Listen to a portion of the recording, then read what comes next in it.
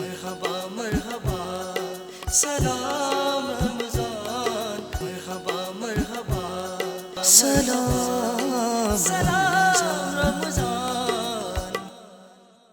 بسم اللہ الرحمن الرحیم، الحمدللہ رب العالمین والصلاة والسلام علی خاتم النبیین۔ ناظرین کرام السلام علیکم۔ تسلیم احمد صابری حاضر خدمت ہے رمضان کی اسپیشل ٹرانسمیشن سلام رمضان تسلیم صابری کے ساتھ۔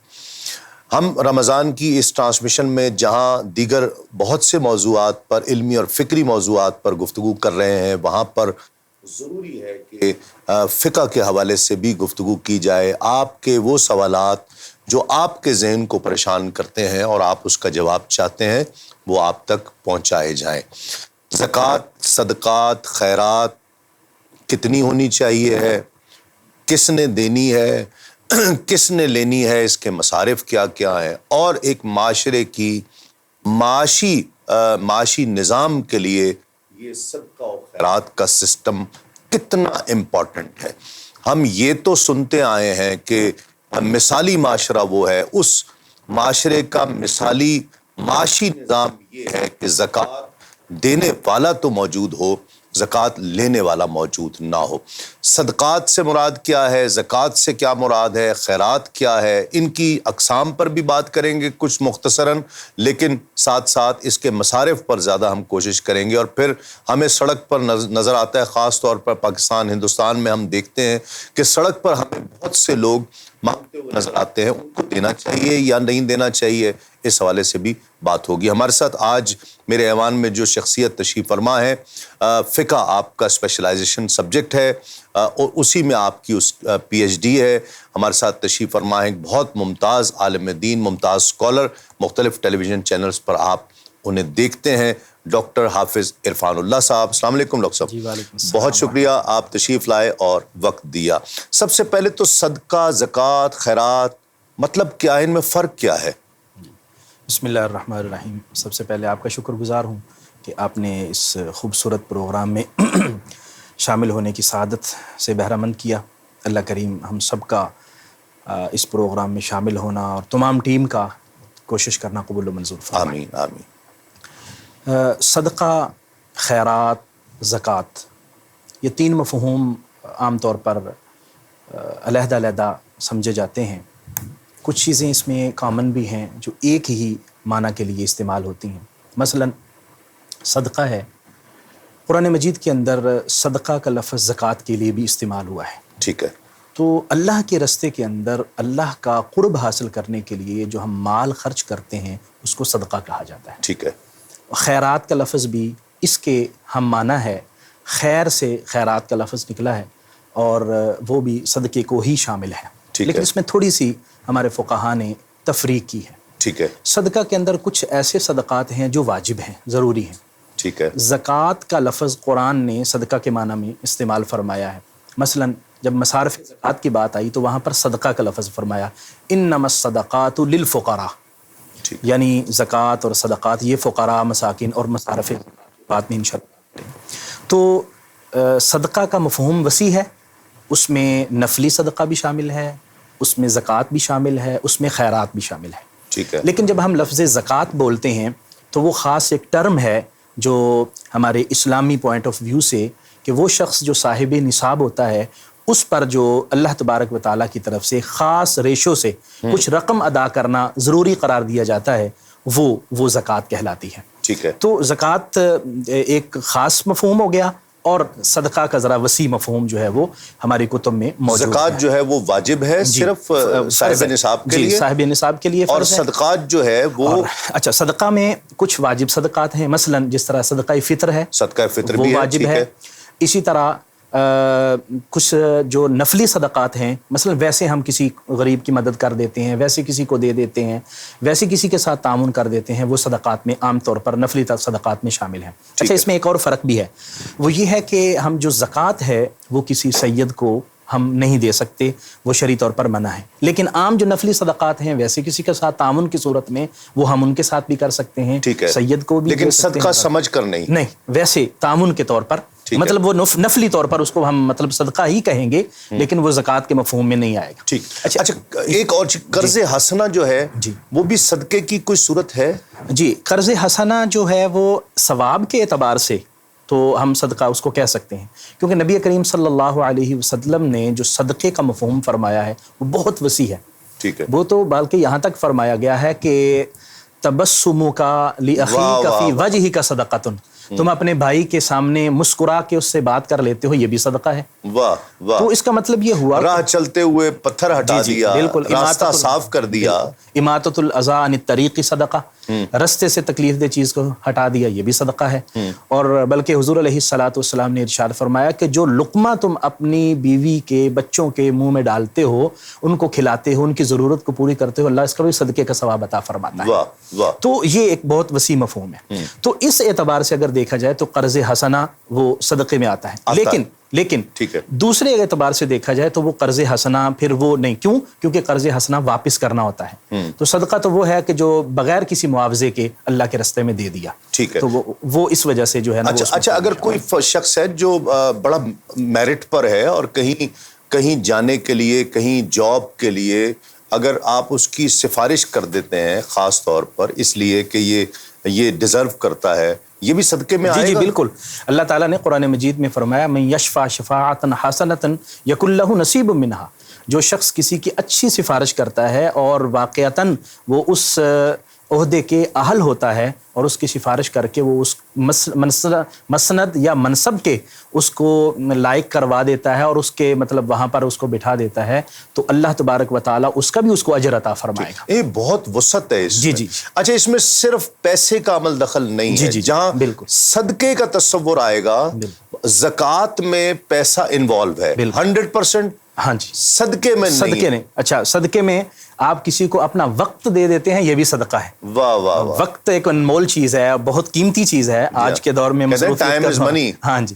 تو آپ کسی کو اپنا وقت دیتے ہیں، یہ بھی صدقہ ہے. ٹھیک ہے. اور حضور داتا گنج بخش رحمۃ اللہ علیہ نے کشف المحجوب میں ایک حدیث نقل کی ہے.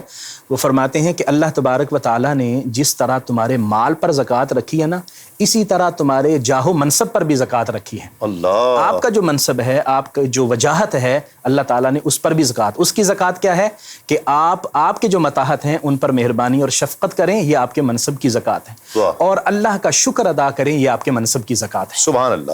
زکوٰۃ، صدقات جس میں پیسہ انوالو ہو اسپیشلی، جی، ایک معاشی نظام کے لیے کتنی اہمیت رکھتا ہے، کتنا ضروری ہے؟ جی، اس کی اہمیت کا اندازہ ہمیں نبی کریم صلی اللہ علیہ وآلہ وسلم کے سیرت طیبہ کے مختلف پہلوؤں سے ہوتا ہے. پہلی بات تو یہ ہے کہ حضور علیہ الصلاۃ والسلام نے باقاعدہ طور پر اس کے لیے صحابہ کرام کو تلقین فرمائی. اور آپ نے عاملین زکوٰۃ مقرر فرمائے. جی ہاں. اور مختلف قبائل کو فرمایا کہ تم نے زکوٰۃ ادا کرنی ہے. اور وہاں پر لوگ جاتے اور جا کر عاملین زکوٰۃ ہر قبیلے سے زکوٰۃ وصول کرتے اور پھر بیت المال میں آتی اور پھر نبی کریم صلی اللہ علیہ وسلم اس کو تقسیم فرماتے تھے. اس کی اہمیت کا اندازہ ہمیں حضرت سیدنا ابو بکر صدیق رضی اللہ تعالی عنہ کے سیرت طیبہ سے بھی ہوتا ہے کہ جب آپ کا دور خلافت آیا تو ایک قبیلے والے انہوں نے زکوٰۃ دینے سے انکار کر دیا. جو منکرین زکوٰۃ تھے، انہوں نے کہا کہ ہم زکوٰۃ نہیں دیں گے، نماز پڑھیں گے، روزہ رکھیں گے، حج کریں گے، لیکن زکوٰۃ نہیں دیں گے. تو آپ نے بڑا خوبصورت جملہ فرمایا. آپ نے فرمایا اگر حضور کے دور میں تم ایک اونٹ کی رسی کے برابر بھی زکوٰۃ دیتے تھے، اب نہیں دو گے تو میں تمہارے خلاف جہاد کروں گا. جی.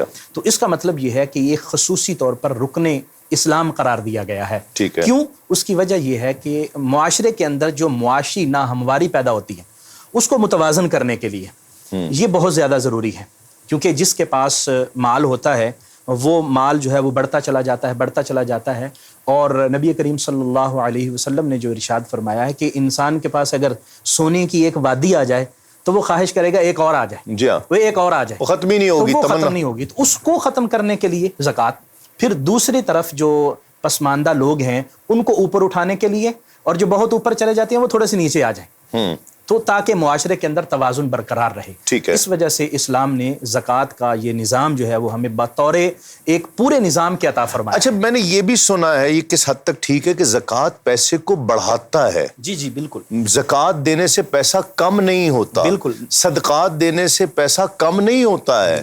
عام دیکھیے اب 4 में से 2 निकले तो 2 रहते हैं. ये तो हमारा कानून है. अब लेकिन जब कहा गया कि जी ज़कात देने से या सदका देने, अल्लाह की राह में देने से कम नहीं होता, इससे क्या मुराद? जी, ये कुरान मजीद की फुरकान हमीद की आयत मुबारका है. फरमाया युरबिस सदक़ात, अल्लाह ताला सदक़ात को परवान चढ़ाता है.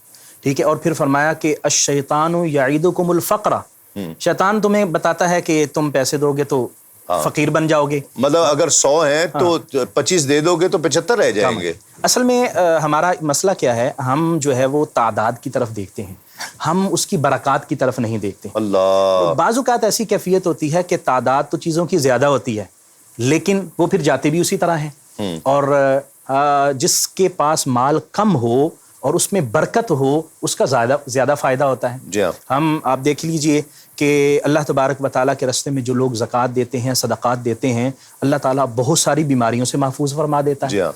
बल्कि हदीस मुबारक है, हुज़ूर ने फरमाया दावू मरज़ाकुम बिस्सदक़ा, अपने मरीजों का सदका के साथ इलाज करो. अल्लाह. तो इसका मतलब है कि सदका, अब हम सदका देंगे तो वो बीमार तंदुरुस्त हो जाएगा, बजाय इसके कि हम उसकी मेडिसिन पे इतने ज़्यादा पैसे खर्च करें. और वो भी ठीक है, लेकिन सदका देने से अल्लाह ताला बहुत सारी मुसीबतों को ख़त्म फरमा देता है. तो और फिर कुरान मजीद ने फरमाया कि काफिर ये कहते हैं कि जो सूद है वो बढ़ता है, अल्लाह की बारगाह में वो बढ़ता नहीं है, बल्कि सदका जो है उससे माल बढ़ता है. तो इसका मतलब ये हुआ कि सूद ज़ाहरी तौर पर पैसों में जो तादाद है वो बढ़ी, पैसों की रेशो बढ़ी, लेकिन बरकत ख़त्म हो गई. ठीक है. और वो फिर ख़त्म भी उसी तरह होते हैं, जाते भी उसी तरह हैं. लेकिन सदके से अल्लाह तबारक व तआला माल में बरकतें ज़्यादा अता फरमा देता है. ठीक है. अच्छा, मैं थोड़ा सा उसूल हम थोड़ा डिस्कस कर लें.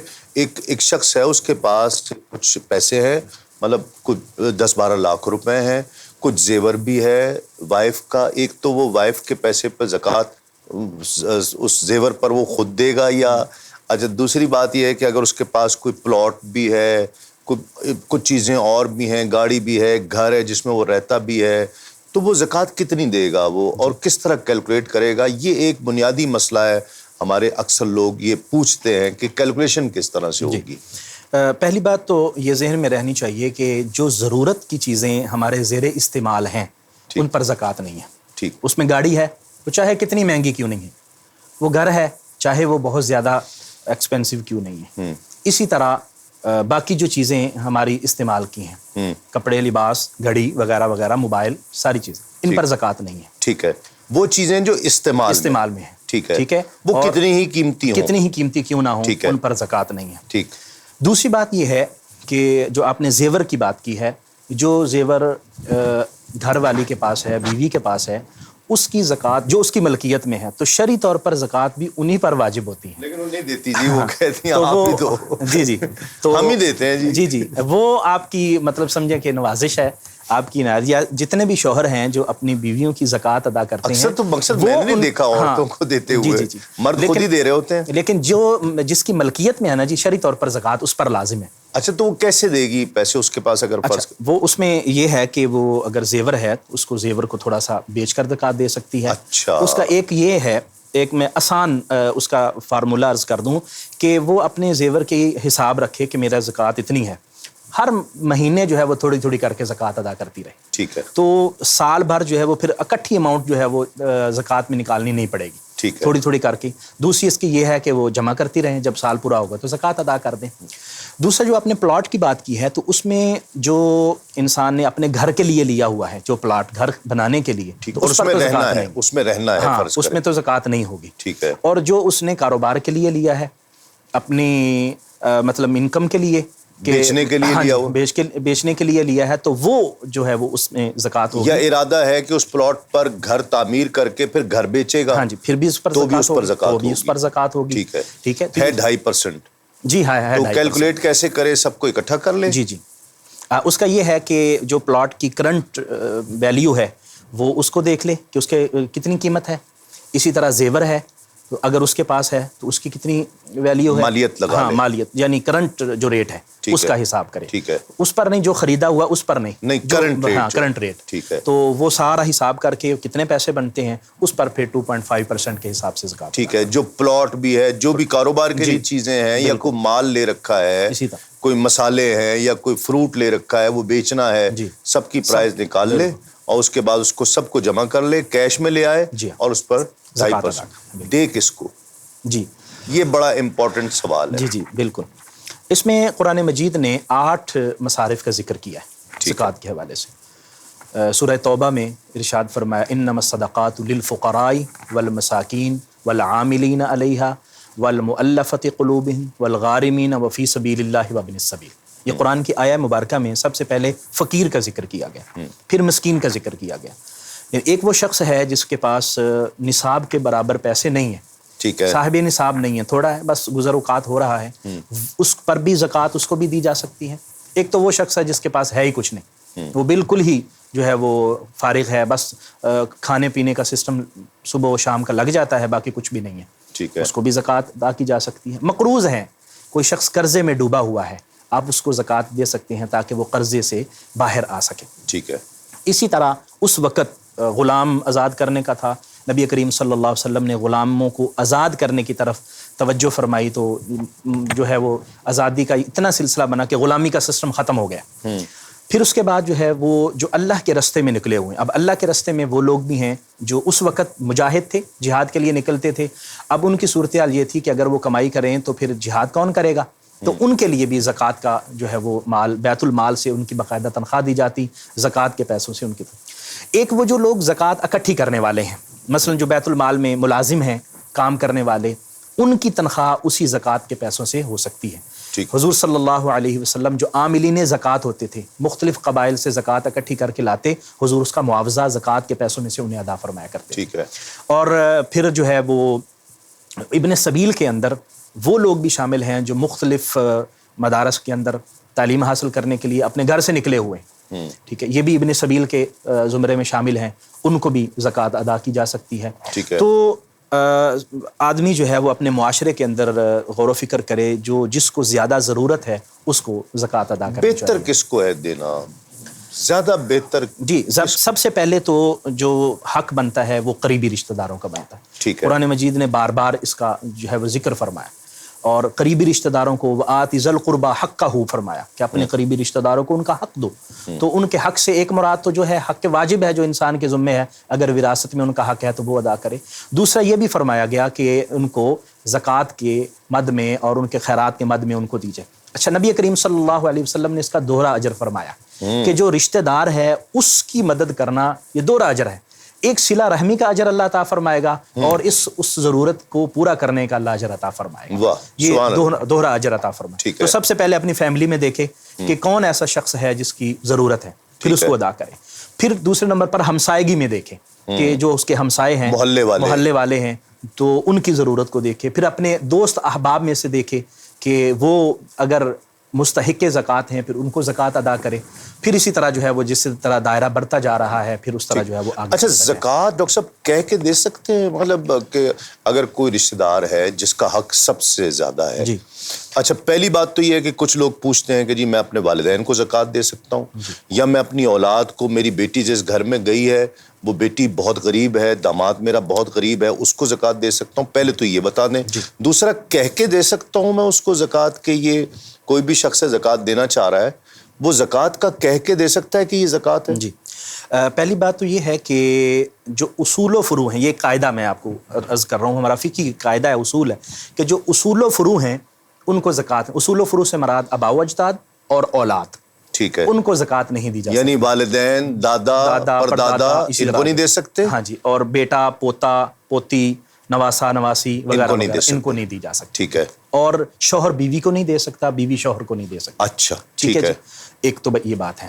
دوسری یہ ہے کہ آپ جس طرح فرما رہے ہیں کہ وہ اپنی بیٹی کو نہیں, داماد کو دے سکتا ہے, کیونکہ داماد اس کے اصول و فروع میں شامل نہیں ہے. داماد کو دے سکتا ہے. ٹھیک ہے. اسی طرح جو اصول و فروع میں لوگ نہیں آتے ان کو دی جا سکتی ہے زکوٰۃ. ٹھیک ہے. اور دوسرا جو آپ نے ارشاد فرمایا زکوٰۃ کے حوالے سے, یہ ضروری نہیں ہے, ہاں یہ بتانا ضروری نہیں ہے کہ یہ زکوٰۃ ہے. آپ کی نیت ہونی چاہیے کہ میں یہ زکوٰۃ دے رہا ہوں, اور اس کو ویسے کہہ دیا جائے یار یہ میں آپ سے تھوڑا سا تعاون کر رہا ہوں یا آپ کی مدد کر رہا ہوں, یا ویسے کہہ دیا یار تھوڑے سے پیسے رکھ لو, کام آ جائیں گے, عید آ رہی ہے کپڑے لے لینا. بالکل. تو یہ بتانا ضروری نہیں ہے. ٹھیک ہے. زکوٰۃ کے پیسے بتا کر دینا ضروری نہیں ہے, بلکہ ویسے جو ہے دینا زیادہ بہتر ہے. اچھا, عام تاثر یہ ہے کہ جی وہ جس کو کھانے پینے کے لالے ہیں وہ کھانے کے لیے دے. اگر کوئی ہے جی بچے ہے اس کسی کے شخص کے اس کے بچے ہیں اور وہ بچے عید پر نئے کپڑے خرید نہیں سکتے تو ان کو اس لیے دینا کہ وہ نئے کپڑے خرید لیں, یا وہ شخص اس لیے اس کو زکوٰۃ زیادہ دے دینا 50,000 روپے دے دینا کہ وہ کو اپنا کام شروع کر لے, اس نیت سے زکوٰۃ دینا یہ ٹھیک ہے؟ جی صابر صاحب میں یہ گزارش کروں گا کہ زکوٰۃ ہمارے بعض دوست ہوتے ہیں وہ تھوڑی تھوڑی کر کے مختلف لوگوں کو دیتے ہیں. کسی کو 2,000 دے دیے, کسی کو 5,000. میرا خیال ہے کہ ایسے نہیں کرنا چاہیے. اچھا. کیونکہ اس سے اس کی ضرورت بھی خاص پوری نہیں ہوگی. ایک شخص کو آپ دیکھ لیں کہ یہ ضرورت مند ہے, 2 دیکھ لیں, اگر آپ کے پاس زیادہ اماؤنٹ ہے 2-3 لوگوں کو دے دیں جس سے ان کی کوئی ضرورت پوری ہو جائے. ٹھیک ہے. اگر وہ بالکل مطلب کچھ نہیں کر رہا تو وہ ایک کاروبار, چھوٹا سا کاروبار شروع کر سکتے. یہ زیادہ بہتر ہے کیونکہ اس سے اس کا کام ہو جائے گا. اگر آپ 1,000 روپیہ کر کے دیں گے تو کیا ہوگا, 1-2 دن کا خرچہ ہوگا, وہ 1-2-4 دن کا راشن گھر کا آ جائے گا, ختم ہو جائے گا. ٹھیک ہے. تو اگر کسی بھی شخص کو زیادہ اماؤنٹ دے دی جائے وہ مستحق زکوٰۃ ہے تو وہ زیادہ بہتر ہے تاکہ وہ اپنے سسٹم کو بہتر بنا سکے. ٹھیک ہے. ہاں یہ زیادہ ٹھیک ہے. اچھا, یہ جو سڑک پر مانگتے پھر رہے ہیں ان کو دینا چاہیے؟ جی میری رائے یہ ہے کہ اس کی حوصلہ شکنی ہونی چاہیے. ٹھیک ہے. ہمارے ہاں قانون بھی ہے لیکن اس پر عمل درآمد نہیں ہوتا. جو شخص کہتا ہے جی میں تو اللہ کی راہ میں دے رہا ہوں, جی وہ ٹھیک ہے یہ کہتے ہوئے اصل میں ایک اعتبار سے ویسے دیکھا جائے تو ہمارے صوفیائی کرام یہی فرماتے ہیں کہ جو تمہارے پاس آ گیا مانگ رہا ہے تو اس کو آپ نہ کریں, وَأَمَّا السَّائِلَ فَلَا تَنْهَرْ پر عمل کریں اور جو بھی ہے وہ دے دیں. لیکن اس کا دوسرا نقصان یہ ہو رہا ہے کہ ایک مافیا ہے جو پروان چڑھ رہا ہے, اور آپ اچھی طرح جانتے ہیں کہ کس طرح جو ہے وہ غرباء کا استحصال ہو رہا ہے. جو بیچارے پہلے ہی غریب اور مسکین ہیں, ایک پیچھے مافیا ہے جو ان کو چوکوں پہ کھڑا کر دیتا ہے, چوراہوں پہ کھڑا کرتا ہے اور ان سے بھیک منگواتا ہے, اور وہ ان کو جو ہے وہ پیچھے سے سارا کچھ ان کو ٹیکل کر رہا ہے, سارا کچھ دیکھ رہا ہے, اور اصل میں ضرورت ان کی پوری ہو رہی ہے, ان کو پھر بھی وہی جو ہینڈ ٹو ماؤتھ والی صورتحال وہ پوری ہو رہی ہے. تو اس لیے جو ہے وہ میں سمجھتا ہوں کہ اس کی حوصلہ شکنی ہونی چاہیے. ہاں گورنمنٹ اس بات کا خیال کرے اور ایسے لوگ جو غرباء اور مساکین ہیں جو چوراہوں پہ ہوتے ہیں یا مانگنے والی صورتحال ہے تو گورنمنٹ جو ہے وہ خود سے ان کی مدد کرے, بیت المال کے ذریعے ان کی مدد کرے. اور یہ جو بھیک مانگنے والا ہے نبی کریم صلی اللہ علیہ وسلم نے اس کی حوصلہ شکنی فرمائی. دیکھیے باغیرت جو شخص ہوگا وہ تو مانگے گا ہی نہیں نا, مطلب وہ فاقہ کر لے گا, بھوک کاٹ لے گا, لیکن وہ نہیں مانگے گا. جی اصل میں ہمیں تلاش کرنا چاہیے تھوڑی سی. آپ نے بہت خوبصورت بات کی ہے. ہمارے معاشرے کے اندر سفید پوش لوگ جو ہے نا وہ بہت زیادہ اس آفت میں, خاص طور پر یہ پچھلے سال سے جب سے کووڈ کا مسئلہ ہوا ہے اس وقت سے بہت سارے لوگ جو ہیں وہ غربت کی لکیر سے بھی نیچے جا چکے ہیں, اور لیکن وہ نظر نہیں آتے. تو ہمیں ایک, جس طرح میں نے پہلے عرض کیا, ہمیں ایک رشتہ دار کے طور پر, ایک ہمسائے کے طور پر, ایک دوست ہونے کے طور پر ہمیں پتہ ہونا چاہیے کہ ہمارے دوست احباب کی کیا صورتحال ہے, ہماری قریبیوں کی کیا صورتحال ہے, تاکہ ہم ان کی ضرورت کو پورا کر سکیں. اب آخری بات ڈاکٹر صاحب, جس کی اب سچی بات ہے آپ بھی معاشرے میں بہتر جانتے ہیں, ہم بھی دیکھ رہے ہیں, ہمارے ناظرین بھی دیکھ رہے ہیں, ایک شخص ہے جس کی ایون 40,000 50,000 تنخواہ ہے. وہ 40-50,000 روپے دکھنے میں تو بہت لگتی ہے کہ یار اچھا ماشاءاللہ 50,000 روپے کما رہا ہے مہینے کا, تو اب اس کے 2-3 بچے ہیں, گھر کا کرایہ دیتا ہے, بیچارہ کسی طرح گزارا کرتا ہے, کچھ تھوڑی بہت سیونگ بھی کبھی ہو جاتی کبھی نہیں ہو جاتی. کیا کریں اس کے ساتھ؟ مطلب ٹھیک ہے آفس جاتا ہے, اچھے کپڑے پہن کر جاتا ہے, گھر والے اس کے بچے ٹھیک ہے اچھے کپڑے پہنتے ہیں, لیکن وہ کس طرح کچھ سیونگ نہیں ہے. جی کچھ کیا اس کو دینی چاہیے؟ جی اگر تو وہ صاحب نصاب نہیں ہے تو پھر تو زکوٰۃ کا مستحق ہے, اس کو دی جا سکتی ہے. 50,000 والا جی وہ مطلب استعمال ہو جاتے ہیں 50,000 سے. آج کل کیا بنتا ہے مہینے میں جو ہے وہ ساری ضروریات ایسی چند دن میں وہ گزر جاتی ہیں, پھر اگلا مہینہ جو ہے وہ تنخواہ داروں کے لیے بہت مشکل ہوتا ہے. باقی مہینہ 10-15 دن جو ہے وہ گزر جاتے ہیں اور پھر اگلی 15 دن جو ہے وہ اگلے مہینے کی تنخواہ کے انتظار میں گزرتے ہیں. تو بہت سارے لوگوں کے لیے مشکلات ہیں, جن کے اہل و عیال زیادہ ہیں ان کے لیے مسائل زیادہ ہیں. دینے والا تھوڑی سی اگر محنت کر لے, تھوڑی سی تگ و دو کر لے کہ جی مجھے کس کو دینا ہے, اس سے زیادہ بہتری ہو جائے. بالکل, اور اس کا ثواب بھی زیادہ ہے, اجر بھی زیادہ ہے. کوشش کرنی چاہیے اور دیکھنا چاہیے جو مستحق ہے اس کو جب حق پہنچے گا تو اس کا فائدہ بھی زیادہ ہوگا. معاشرے کے اندر اصل میں جو ہماری ضرورت ہے، جو زکوٰۃ کا اصل میں بنیادی مقصد تھا وہ یہی تھا کہ معاشرے کے جو نادار افراد ہیں ان کی پریشانی کو دور کیا جائے. جی ہاں. تو یہ جب ہم تگ و دو کریں گے تو پھر ہی یہ مسئلہ جو ہے وہ حل ہو سکتا ہے. اچھا، آخری بات میں کہہ چکا تھا آخری، لیکن یہ آخری بات جو بہت ضروری ہے. ایک سید ہے، یہ زکوٰۃ تو میل ہے مال کا، تو زکوٰۃ سید کو تو دے نہیں سکتے. اب لیکن ایک سید غریب ہے صرف اس نیت سے کہ چونکہ یہ سید ہے اور اس کو زکوٰۃ نہیں دے سکتے، ہم اس سے صرف نظر کر جاتے ہیں. تو اس کی خدمت کرنا کتنا ضروری ہے جو حضور کی آل ہے اور زکوٰۃ لے نہیں سکتا. یہ جو نبی رحمت صلی اللہ علیہ وسلم کی آل پاک سے تعلق رکھنے والے لوگ ہیں، ان کی ضرورت کو پورا کرنا میں سمجھتا ہوں کہ یہ اتنا بڑا اجر ہے کہ ہم اس کا حساب و کتاب نہیں کر سکتے. ہمیں اور یہ ہماری ضرورت ہے، ہماری ذمہ داری ہے کہ آقا کریم صلی اللہ علیہ وسلم نے ان کو زکوٰۃ دینے سے منع فرمایا.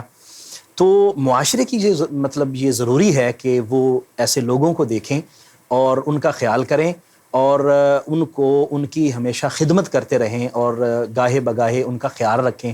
اور اس میں آپ یہ دیکھیے کہ سب سے بڑی بات تو یہ ہے کہ نبی رحمت صلی اللہ علیہ وسلم کی رضا نصیب ہوگی. اس سے بڑی کائنات کی کوئی دولت نہیں ہے. اگر حضور کی اولاد کے ساتھ ہم حسن سلوک کریں گے تو حضور کی رضا ملے گی، اور پھر ہمیں جو خرچ کرنے کا ایک سکون اور اطمینان اور روحانی جو سکون ملے گا، وہ میرا خیال ہے کہ وہ اپنے اوپر خرچ کرنے میں اتنا نہیں ہوگا جتنا کسی سید کی خدمت کرنے میں ہوگا. بڑی خوبصورت بات. ناظرین کرام، جس طرح ڈاکٹر صاحب فرما رہے تھے، اور یہ اس میں امپورٹنٹ چیز یہ ہے کہ جب زکوٰۃ دینے والا زکوٰۃ لینے والے کو زکوٰۃ دیتا ہے تو در حقیقت زکوٰۃ لینے والا زکوٰۃ دینے والے کا محسن ہے. ہمارے ہاں الٹا تصور ہے کہ ہم یہ سمجھتے ہیں کہ زکوٰۃ دینے والا احسان کر رہا ہے زکوٰۃ لینے والے پر، اور وہ 2 4 5 ہزار 10 ہزار اسے سال میں ایک بار دے کر پھر پورا سال اس طرح دوست جماتا ہے کہ جیسے پتہ نہیں کتنا بڑا احسان کر دیا. حقیقتاً وہ احسان کر رہا ہے زکوٰۃ دینے والے پر، اس لیے کہ اگر وہ نہ ہوتا تو زکوٰۃ دینے والے کا فرض ادا نہ ہوتا، اس کا مال پاک نہ ہوتا، اس کے مال کا میل نہ نکلتا. وہ مال کا میل آپ کے مال کا میل لے کر آپ پر احسان کر رہا ہے کہ وہ زکوٰۃ دینے والے کی اس طرح سے ہیلپ کر رہا ہے.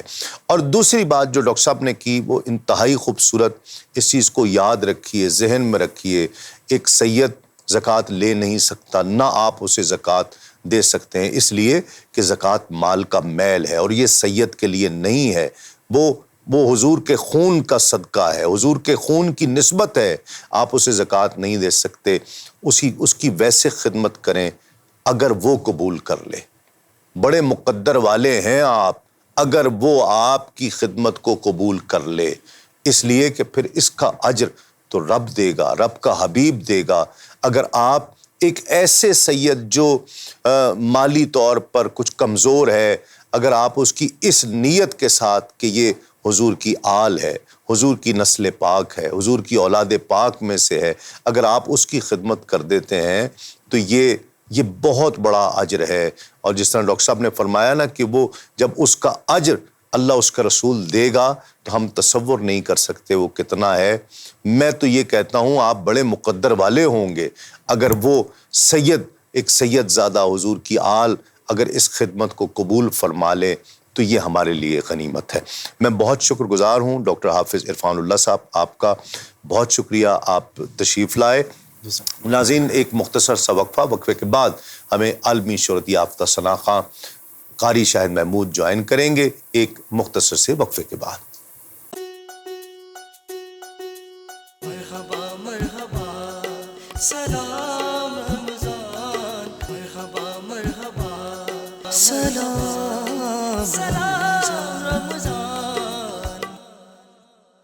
ناظرین خوش آمدید، آپ پروگرام دیکھ رہے ہیں سلام رمضان تسلیم صابری کے ساتھ، اور وقت ہے سنہری بات کا. اور آج کی سنہری بات حضور نبی کریم صلی اللہ علیہ وآلہ وسلم نے حضرت ابو ہریرہ رضی اللہ تعالی عنہ کی ڈیوٹی لگائی کہ آپ نے بیت المال اور اس میں جو خاص صدقات فطر جو اکٹھے ہوئے تھے اس کی آپ نے رات کو آپ نے رکھوالی کرنی ہے۔ حضرت ابو ہریرہ رضی اللہ تعالیٰ عنہ اس ڈیوٹی پہ پہنچ گئے، رات وہاں ڈیوٹی کر رہے تھے مال کے قریب کہ کوئی چور نہ آ جائے، کوئی چرا کر نہ لے جائے، کہ ایک چور آیا اور اس نے مال چوری کرنے کی کوشش کی۔ حضرت ابو ہریرہ نے اسے دیکھ لیا اور جا کر دبوچ لیا، پکڑ لیا۔ وہ شخص اس لیے پکڑ لیا کہ میں تمہیں آقا علیہ الصلوۃ والسلام کی بارگاہ میں صبح پیش کروں گا۔ وہ شخص بہت چلایا کہ میں بہت محتاج ہوں، میرے چھوٹے چھوٹے بچے ہیں، میں مارا جاؤں گا، میں تو مال اس لیے چرانے آیا تھا، بس تم مجھے جاں بخشی کر دو، مجھے چھوڑ دو۔ حضرت ابو ہریرہ رضی اللہ تعالیٰ عنہ نے جب اس کی یہ آہ و فغاں سنی تو اسے چھوڑ دیا اور حضور نبی کریم صلی اللہ علیہ وآلہ وسلم کی بارگاہ میں صبح اکیلے پہنچے۔ آقا علیہ الصلوۃ والسلام نے جیسے ہی ابو ہریرہ کو دیکھا، آقا علیہ الصلوۃ والسلام نے فرمایا، ابو ہریرہ سناؤ اس رات اس چور کے ساتھ کیا ہوا؟ حضرت ابو ہریرہ حیران رہ گئے، عرض کیا کہ یا رسول اللہ وہ چور آیا تھا، میں نے اسے پکڑ لیا تھا، لیکن وہ اپنی محتاجی کا ذکر کرنے لگا، اپنے بچوں کا ذکر اور بچوں کی بھوک کا ذکر کرنے لگا اور چاہتا تھا کہ اسے چھوڑ دیا جائے، جاں بخشی کر دی جائے۔ آقا علیہ الصلوۃ والسلام نے فرمایا کہ ابو ہریرہ وہ شخص جھوٹ بول رہا تھا، جھوٹا تھا وہ شخص، لیکن دھیان رکھنا آج رات کو وہ پھر آئے گا۔ حضرت ابو ہریرہ رضی اللہ تعالیٰ عنہ اب تو چونکہ آقا علیہ الصلوۃ والسلام نے فرما دیا کہ وہ آئے گا، حضرت ابو ہریرہ یقیناً صحابہ اکرام کو اس بات کا یقین ہوا کرتا تھا کہ جو آقا علیہ الصلوۃ والسلام فرما دیں وہ ہو کر رہتا ہے۔ حضرت ابو ہریرہ بھی چوکنا ہو گئے کہ وہ رات جب حضور نے فرمایا تو وہ ضرور آئے گا، اور وہی ہوا، رات کو وہی چور دوبارہ آیا۔ حضرت ابو ہریرہ اب نظر رکھے ہوئے تھے، پکڑ لیا، وہ شخص پھر رویا، چلایا، رونے لگ گیا کہ تم مجھے جاں بخشی کر دو، اب میں نہیں آؤں گا، میں بس اب مجھے چھوڑ دو، حضور کی بارگاہ میں مجھے پیش نہ کرنا، حضور کے سامنے مجھے پیش نہ کرنا، میں حضور کا سامنا نہیں کر پاؤں گا، بس تم مجھے چھوڑ دو، تم مجھے چھوڑ دو۔ حضرت ابو ہریرہ کو اس پر ترس آ گیا، حضرت ابو ہریرہ نے پھر چھوڑ دیا۔ صبح جب حضور کی بارگاہ میں حاضر ہوئے، سرکار نے فرمایا، ابو ہریرہ سناؤ چور کے ساتھ کیا گزری رات؟ عرض کیا یا رسول اللہ وہ چور پھر آیا تھا اور وہ پھر محتاجی کا اور اپنے بچوں کی بھوک پیاس کا ذکر اور رونا شروع کر دیا بہت زیادہ، مجھے اس پر ترس آ گیا، میں نے اسے چھوڑ دیا۔ آقا علیہ الصلوۃ والسلام نے فرمایا، ابو ہریرہ وہ شخص جھوٹا ہے، وہ جھوٹ بول رہا تھا، اور یاد رکھنا وہ آج رات کو پھر آئے گا۔ حضرت ابو ہریرہ تیار تھے، وہ شخص پھر آیا رات کو، جب پھر دن گزر گیا، رات ہوئی، حضرت ابو ہریرہ وہاں موجود تھے، وہ شخص پھر چوری کرنے کے لیے آیا اور پھر پکڑا گیا۔ جب پکڑا گیا تو حضرت ابو ہریرہ نے فرمایا کہ اب میں تمہیں نہیں چھوڑوں گا، حضور کی بارگاہ میں ضرور لے کر جاؤں گا۔ اس چور نے کہا کہ اگر تم مجھے چھوڑ دو تو میں اس کے عوض تمہیں ایک ایسی بات بتاؤں گا کہ جو تمہارے لیے فائدہ ہی فائدہ ہے، تمہارے لیے نفع کی بات ہے، لیکن شرط یہ ہے کہ تم مجھے چھوڑ دو، میں تمہیں وہ نفع کی بات سنا دیتا ہوں۔ حضرت ابو ہریرہ رضی اللہ تعالیٰ عنہ نے فرمایا کہ ٹھیک ہے سناؤ۔ اس نے کہا کہ سوتے وقت آیت الکرسی پڑھ لو، اس سے اللہ تمہاری حفاظت فرمائے گا اور تم شیطان کے شر سے محفوظ رہو گے، شیطان تمہارے کبھی بھی قریب نہیں آئے گا، یہ بات تمہارے نفع کی ہے، تمہیں بتا رہا ہوں، اب تم مجھے اس شرط پر اس کے عوض مجھے جانے دو۔ حضرت ابو ہریرہ نے اسے جانے دیا۔ صبح حضور نبی کریم صلی اللہ علیہ وآلہ وسلم کی خدمت میں حاضر ہوئے۔ آقا علیہ الصلوۃ والسلام نے فرمایا، ابو ہریرہ سناؤ رات پھر وہ چور آیا تھا؟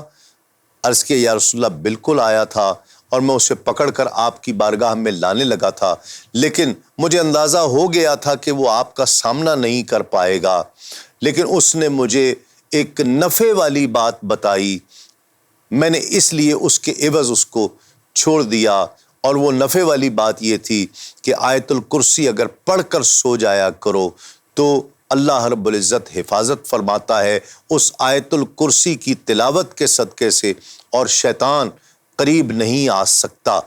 آقا علیہ الصلوۃ والسلام نے فرمایا، ابو ہریرہ یہ بات اس نے صحیح بتائی ہے، نفع کی بات بتائی ہے کہ اگر رات آیت الکرسی پڑھ کر سو جاؤ تو شیطان کے شر سے محفوظ رہتے ہیں، لیکن وہ شخص ہے جھوٹا. میں اپنی بات پر قائم ہوں کہ وہ شخص ہے جھوٹا، لیکن وہ یہ بات نفع والی بتا کر گیا ہے. آقا علیہ الصلوۃ والسلام نے فرمایا، ابو ہریرہ جانتے ہو وہ جو 3 رات وہ چور آتا رہا وہ کون تھا؟ حضرت ابو ہریرہ عرض کرتے ہیں کہ یا رسول اللہ اور اس کا رسول بہتر جانتا ہے کہ وہ شخص کون تھا. آقا علیہ الصلوۃ والسلام نے فرمایا، وہ شیطان تھا، اور وہ تمہارے چنگل میں چونکہ آ گیا تھا اور تم نے اسے دبوچ لیا، وہ بھاگ نکلا، دوسری دفعہ بھی بھاگ نکلا. لیکن یہ حقیقت ہے کہ آیت الکرسی جو پڑھ کر سوتا ہے شیطان کے شر سے محفوظ رہتا ہے، اور اللہ کریم اسے اپنے اپنی حفظ و امان عطا فرماتا ہے. ناظرین کرام، ایک مختصر سا وقفے کے بعد انشاءاللہ جب ہم لوٹیں گے تو آپ کے ہمارے ہم سب کے پسندیدہ ثنا خواں الحاج قاری شاہد محمود ہمارے ساتھ ہوں گے. نعت ہوگی، بات ہوگی. دیکھتے رہیے سلام رمضان تسلیم صابری کے ساتھ. مرحبا مرحبا سلام رمضان، مرحبا مرحبا سلام رمضان. ناظرین خوش آمدید. آپ پروگرام دیکھ رہے ہیں سلام رمضان تسلیم صابری کے ساتھ، اور آج کے اس پروگرام کے آخری حصے میں ہمیں جوائن کیا ہے عالمی شہرت یافتہ ثنا خواں، ہم سب کے بہت پسندیدہ، پوری دنیا میں عزتیں پانے والا ثنا خواں الحاج قاری شاہد محمود. السلام علیکم قاری صاحب. وعلیکم السلام. بہت شکریہ آپ تشریف لائے، آپ کی آمد کا شکریہ. اور وقت کم ہے اور ہم آغاز کرتے ہیں اس کلام سے جو آج کل آپ ماشاءاللہ محفلوں میں بہت پڑھ رہے ہیں اور بہت زیادہ سنا جا رہا ہے. اور یہ تسلیم بھائی میں نے پچھلے رمضان پڑھا تھا، ماشاءاللہ اس کے 1 کروڑ ویوز ہو گئے ہیں ماشاءاللہ. ابھی رمضان شروع ہونے سے پہلے ہی ہو گئے تھے. ماشاءاللہ. تو بہت بہت پسند کیا جاتا ہے. اسی ان کا منگتا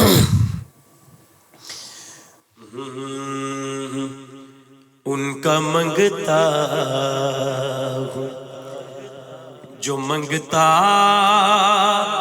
نہیں ہونے دیتے، ان کا منگتا ہوں جو منگتا نہیں ہونے دیتے، ان کا منگتا ہوں جو منگتا نہیں ہونے دیتے، ان کا منگتا ہوں جو منگتا نہیں ہونے دیتے. میرے آقا میرے آقا میرے آقا میرے آقا مجھے رسوا نہیں ہونے دیتے، ان کا منگتا ہوں میں ان کا منگتا.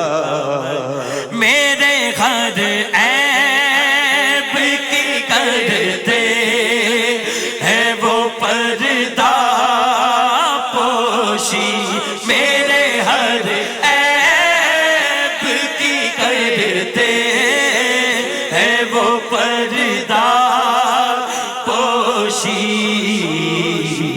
میرے جرموں میرے جرموں میرے جرموں کو تماشا نہیں ہونے دیتے، ان کا منگتا ہوں میں ان کا منگتا. اپنے منگتوں کی وہ فہرست میں رکھتے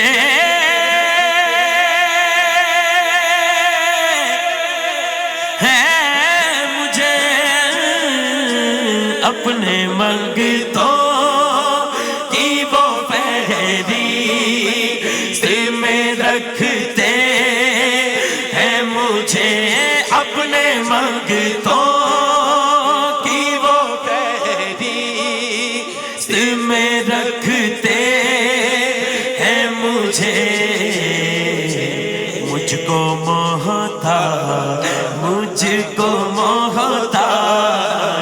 مجھ کو محتاج کسی کا نہیں ہونے دیتے، ان کا منگتا ہوں میں، ان کا منگتا، لم یات نظیر کبھی نظر مثل تو نشو پیدا جانا، لم یات نظیر کبھی نظر مثل تو نشو پیدا جانا، جگ راج کو تاج تورے سر سو ہے تجھ کو شہ دوسرا جانا، انفیت شو وسخا کا عطا ہے کہ سوئے پا ہے ابر کرم برسن ہارے رم جھم دو بوند ادھر بھی گرا جانا، نبی نبی نبی سب سے اولا والا ہمارا نبی، سب سے بالا اعلیٰ ہمارا نبی، اپنے مولا کا پیارا ہمارا نبی، اپنے مولا کا پیارا ہمارا نبی، دونوں عالم کا دولہ ہمارا باری جامی سونا من موڑا آمینہ تیرا لال جی کب سادیا باری جاما، بولو سونا من موڑا آمینہ تیرا لال جی کب سادیا باری جاما، مکھ چند بدر شاشانی ہے، مت چمک دلاٹ نورانی ہے، کالی زلفت اک مستانی ہے، مخمور عقیقن مدبریاں، اس صورت نو میں جانا کا کہ جانے جہانا کا، سچ آکھت رب دی مشانہ کا، جس شان تو شانہ سب بڑیاں، سبحان اللہ سبحان اللہ، ما اجمل کا ما احسن کا ما اکمل کا، کتھ مہر علی کتھ تیری ثنا، مشتاق یقین جتھے جا اڑیاں، اپنے منگتوں کی وہ پہری سر میں رکھتے ہیں ہمیں، ہم کو محتاج، ہم کو محتاج، ہم کو محتاج کسی کا نہیں دیتے، ان کا منگتا وہ جو منگتا نہیں ہونے دیتے۔ واہ واہ واہ، سبحان اللہ، سلامت رہیے، ماشاءاللہ، بہت خوب بہت خوب۔ اور اس میں تو گرا در گرا گرا در گرا کرم کی بات ہے تو جتنی بھی کرتے چلے جائیں۔ اور ایک بہت پسندیدہ کلام میرا جو ہر جگہ، ہم یورپ بھی گئے ہیں تو میں نے کئی دفعہ، آپ کو یاد ہے میں نے کہا یار آج یہ ضرور پڑھنا ہے، میں اپنے ذوق کے لیے سننا۔ یہ لکھا ہوا کس کا ہے؟ احمد الدین لوکی، یہ جن کا یہ ان کا منگتا، اور ایک ماں کی شان میں پڑھی، وہ بھی تنویر اللہ شاکر ہیں، اچھا چلے، لاہور کے شہر، ماشاءاللہ بہت اچھا لکھا۔ اور آج جو ہے نا وہ ایک اور نعت جو آپ اکثر سنتے تھے، وہ الحاج نواز گوندل صاحب کی بھی پسندیدہ ہے، وہ مجھے اب ذہن سے نکل گئی، وہ بھی انہی کی لکھی ہوئی ہے، اچھا بہت فیمس کلام ہے۔ چلے آج وہ تنویر اللہ شاکر صاحب کے نام ہی کر دیتے ہیں، ماں کی شان بھی ہم آخر میں شامل کر لیں گے، انہی کی لکھی بھی اور یہ کلام بھی، لیکن تینوں کلام شاکر صاحب کے ہی آج ہو جائیں گے انشاءاللہ۔ اور لیکن اس میں وہ جو بندش کرتے ہو آپ اعظم چشتی کی، وہ ضروری ہے، احمد الدین لوکی، بسم اللہ۔ احمد الدین لوکی تیرے نال سونیا، احمد الدین لوکی تیرے نال سونیا تینو رب نے بنایا بے مثال بے مثال بے مثال سونیا ایویں رل دین لوکی ایویں رل دین لوکی ایویں رل دین لوکی نہ کوئی عقل تے نہ انہاں دی شکل ایویں رل دین لوکی ایویں رل دین لوکی ایویں رل دین لوکی اُتے ویکھن نوں وی نہیں ساڈے ورگا پھر اسی کدوں اس مل دے پتھر لال دے پا نہیں وکدے پھل کنڈیاں نال نہیں تلدے تے جو اسرار حضور تے کھلے او ہر ایک تے نہیں کھلدے آزم او عرشاں تے پھردا تے تسی گلیاں دے وچ رول دے ایویں رل دین لوکی ایویں رل دین لوکی تیرے نال سونیا تینوں رب نے بنایا بے مثال بے مثال بے مثال سونیا ایویں رل دین لوکی پھر ایویں رل دین لوکی ایویں رل دین لوکی تسی جے بلاؤ آقا رکھ ٹر پیندے نے مٹھیاں چ روڑ بھی درود پڑھ لیندے نے مٹھیاں چ روڑ بھی درود پڑھ لیندے او تیرے گین گین دساں تیرے گین گین گن گن تیرے گین گین دساں کی کمال سونیا تینوں رب نے بنایا بے مثال بے مثال بے مثال سونیا ایویں رل دین لوکی ایویں رل دین لوکی کیتیاں جو علی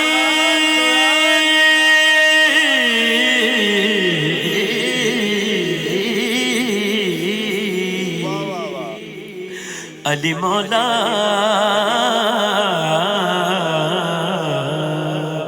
علی مولا کیتیاں جو علی دیاں لالا مہربانیاں او بھلنا بھی چاواں میتھوں بھلیاں نہیں جانیاں بھلنا بھی چاواں میتھوں بھلیاں نہیں جان او شالا وسے تیری سونی سونی آل سونیا شالا وسے تیری سونی سونی وسے تیری سونی سونی آل سونیا تینوں رب نے بنایا بے مثال بے مثال بے مثال سونیا ایویں رل دین لوکی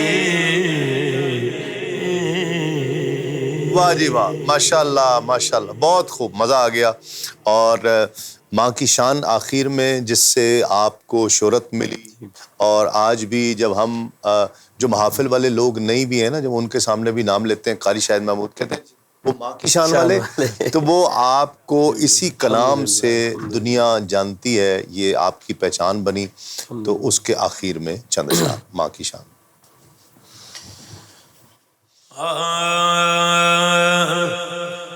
ایڈیاں گوڑیاں جگ تے چھاواں لبدیاں نہیں تر جامن ایک بار تے ماواں لبدیاں تر جامن ایک بار تے ماواں لبدیاں نہیں او پتر پاویں لکھ جہان تو مندے نے मावा आखण सारे जग तो चंगे ने होर किसे तो इंज वफावां लभदियां नहीं तुर जावण इक बार ते मावा लभदियां नहीं ओ मंदा मुँह चों बोल जे निकले टोक दियां माड़ी चंगी थां तो मावां ही रोक दियां मुफ्त च ऐडियां नेक सलावां लभदियां नहीं तुर जावण इक बार ते मावां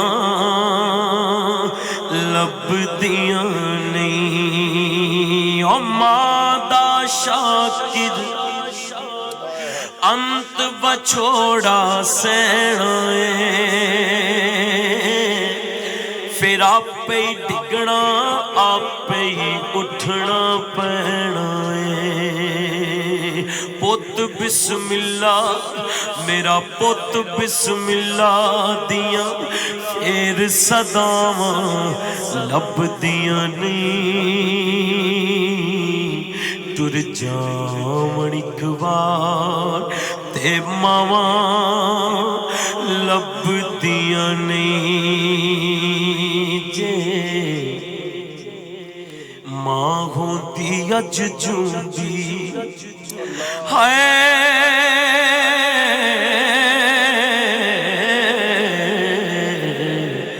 जे मां होंदी अज जूंदी पुछदी हाल मेरा अपने नालों वध के रखदी ख्याल मेरा जे मां होंदी अज जूंदी मां दे पैरां नूं चुम के सीने ठंड पाउंदा शाम नूं मुड़ के जद मैं अपने घर आउंदा ओ मां भी हस के कहंदी खुश रहो लाल मेरा हाय अपने नालों बद के रख दी ख्याल मेरा पर कलियां छड़ के टुर गई है कलियां ही छड़ के टुर गई है मेरे सिर दी ठंडी छां मेरी जन्नत मेरी मां मेरे सिर दी ठंडी छां मेरी जन्नत मेरी मां जो भी मैनू जग ते मिलिया मां दियां हैन दुआवां जो भी मैनू जग ते मिलिया मां दियां हैन दुआवां ऐवें नहीं मैं कहता फिरदा ऐवें नहीं मैं कहता फिरदा ओ मावां ठंडियां छावां मेरे सिर दी ठंडी छां मेरी जन्नत मेरी धुप्पा दा नी डर मैनू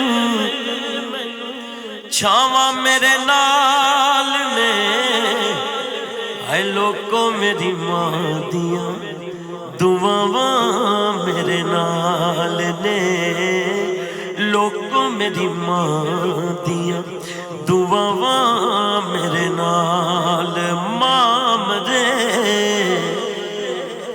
ते पेके ही मुकदे ओ प्यो मरे घर वेला शाला मरण न वीर किसे दे उजड़ जांदा जे मेला ते भाई पाइयां दे दर्दी होंदे भाई पाइयां दियां बावां پیو سرے دا تاج محمد تے ماواں ٹھنڈیاں چھاواں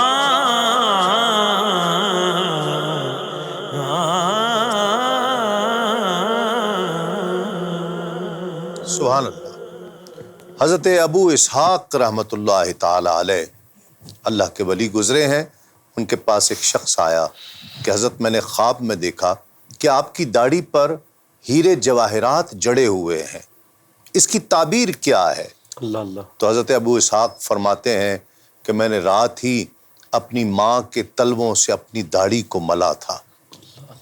مسلسل گیسوؤں کی برہمی اچھی نہیں ہوتی، ہوا سب کے لیے یہ موسمی اچھی نہیں ہوتی، منور ماں کے آگے یوں کبھی کھل کر نہیں رونا، جہاں بنیاد ہو اتنی نمی اچھی نہیں ہوتی. واہ واہ. قاری صاحب بہت شکریہ، اور اس دعا کے ساتھ کہ اللہ کریم جن کی مائیں سلامت ہیں اللہ کریم ان کا سایہ سلامت رکھے، اور جن کی مائیں اس دنیا سے رخصت ہو گئیں اللہ کریم ان کی بے حساب مغفرت فرمائے.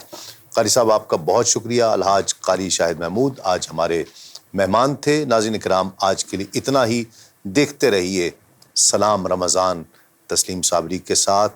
کل تک کے لیے اجازت دیجیے. السلام علیکم. تسلیمات. مرحبا مرحبا سلام رمضان، مرحبا مرحبا سلام رمضان.